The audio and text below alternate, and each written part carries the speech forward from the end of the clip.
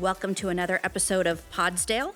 I'm your host, Holly Walter from the Office of Communication, and today we're coming to you on location with one of our favorite guests, Citizen Advisor Bruce Wall. Halloween is right around the corner, so what better time to hear a spooky story about one of our very own city buildings?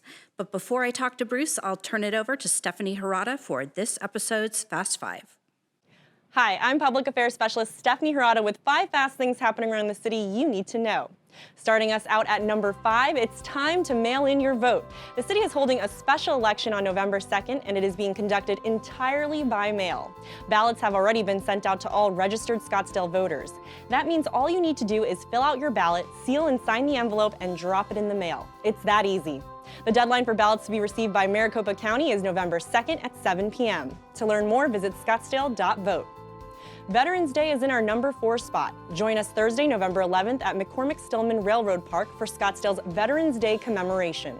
The United States Coast Guard Auxiliary Arizona Band kicks off the program at 3 p.m. with a half hour of patriotic music. Nikki Stratton, whose grandfather survived the attack on Pearl Harbor aboard the USS Arizona, will be sharing his story during her keynote speech. The event is free and open to the public. For more information, visit scottsdaleaz.gov and search Veterans Day. Missed our last vaccine pop-up? Well, our number 3 spot has got you covered. Scottsdale is hosting additional COVID-19 vaccine pop-ups now through early December. The events will take place most Fridays through December 10th at Horizon Community Center, as well as most Mondays through December 13th at El Dorado Park Community Center. Registration is not required and walk-ins are welcome. For more information about times and details, visit scottsdaleaz.gov and search COVID-19 update. Our number 2 spot is all about celebrating Scottsdale organizations. A newly installed display at the Civic Center Library highlights 15 Scottsdale organizations that make a significant impact on our amazing community. The display includes a visual image of each organization and a write-up of how the organization supports our community. To find out more, stop by the Civic Center Library to experience this wonderful installation. Lastly, in our number 1 spot, Scottsdale is partnering with local organizations to help those experiencing homelessness. The city, in collaboration with New Faces Day Relief Centers and 2 interfaith communities, has assisted 118 individuals experiencing homelessness. In addition, a partnership with Phoenix Rescue Mission has successfully placed 76 individuals into programs, shelters, and mental health programs. To date, 110 clients experiencing homelessness have moved to safe, stable living environments. To find out more, visit scottsdaleaz.gov and search homelessness.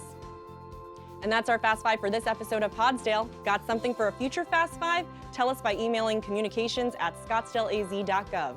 I'll turn it back over to you. Holly? Thanks, Stephanie. We're back with the guest that we had on a previous episode, Bruce Wall. How are you today, Bruce? I'm doing good, thank you. Now, you told us the story last episode of the Sugar Bowl when we had you with us. Another story you're going to share with us today, but a little more fitting for Halloween this time of year, and something that I think a lot of city employees are not aware of, but the fact that we may have some haunted buildings. That's absolutely true. In fact, before I came to work for Scottsdale, if someone would have said to me, have you ever worked in a haunted building? I would have laughed at them. I said, of course not, and what would that even mean? And then I came to work at the Community Design Studio in 2016, and at first I didn't see anything and didn't know what everyone was making a big deal about, but everyone had a story, and the stories were all interesting and strange. For example, one person said that they saw like a person seemed to appear very quickly in front of them, and then that person was gone. Another person told me about an organ that used to be in this building that would start to play itself at different times. And it really messed people up. And there were other things of people who didn't want to go into certain rooms, animals that didn't want to go in certain rooms. It led to me to start to think maybe this building is haunted. So I decided to do a little investigations, and one of my colleagues told me the library had a paranormal investigation team investigating one of the libraries, and I went to see it, and after that I spoke to them, and they agreed to come to do an investigation for this building. Great, so we're going to hear the story behind that and what happened from the investigation. In fact, to let the listeners know, we are recording this episode within the community design studio. So we'll see what happens. Our producer, Craig, looks pretty nervous sitting here, but he was game to moving locations for our recording. We'll see what happens today. So Bruce, go ahead and share what you know about what's happened through the history of the building here. Okay, well, the Community Design Studio was originally the Ascension Lutheran Church, and it was built in 1952.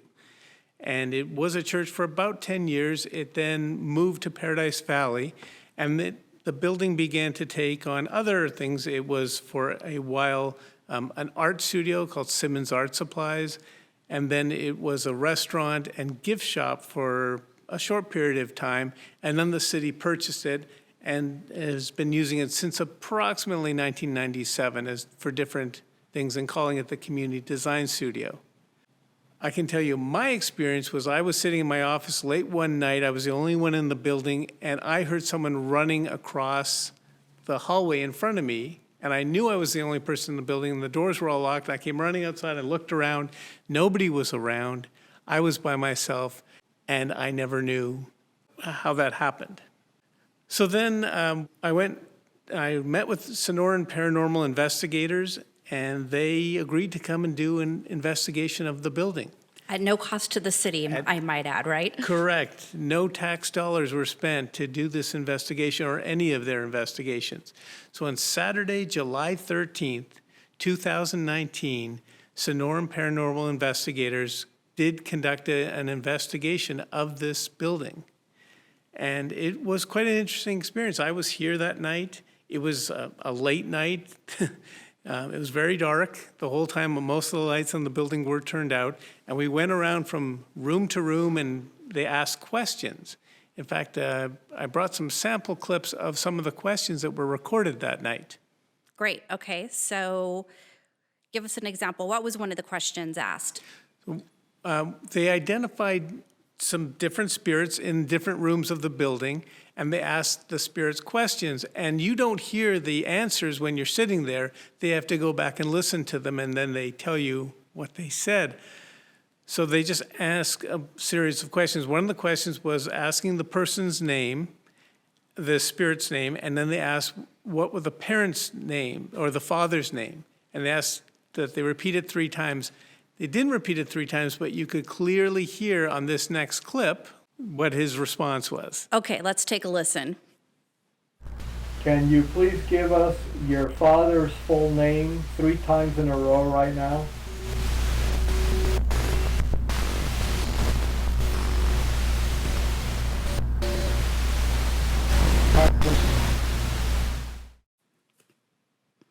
Okay, I don't know if everyone picked that up, but it sounds like he's saying his father's name is Patrick. Yes, and that's what actually led me to the conclusion that it wasn't the spirit I was hoping it was going to be. At first, we had thought that that spirit seemed to be someone either in the police or the military because it kept responding to the investigator as sir and kept dealing with as if that person had some sort of police or military experience. Okay, and you had some suspicions as to who that could be. Share with our listeners a little backstory on who we thought it could possibly be. Well, I thought with a police background in this area that it might be the very first marshal of Scottsdale, Hurley Pruitt. He became the marshal in 1951. He did it till 1956, and then I'm actually going to be telling this story in my next presentation, so I don't know how much you want me to reveal right now. Well, you know me, I want to hear more, Bruce. What happened? Well, Hurley Pruitt found out in 1956 that he was diagnosed with cancer, and he and his wife were driving a car, and his wife didn't know yet, and he pulled into the parking lot of Scottsdale High School, which is just across the street from where we are right now. Of course, now it's no longer there. But after telling his wife that he was going to die of cancer, he pulled out his gun and he shot himself in front of his wife. Oh, wow. So I thought he had military and police experience. Maybe that was him. But unfortunately, his father's name was George, not Patrick. Okay, so it's not the Scottsdale's first marshal. What else did we find out during that evening of investigation? Well, we found out one of the offices that used to be the office of the preacher that used, when this was a church, that office is the home of two female ghosts. And they seemed to just hang out and they talked and they answered questions. But there was a little boy ghost that ran from room to room. And at one point, he told us to leave. He didn't want us to be there at night. So we left the room we were in and came out into the main great area, which we refer to as the nave. Okay, and we're going to play that clip right now. Do you want us to leave?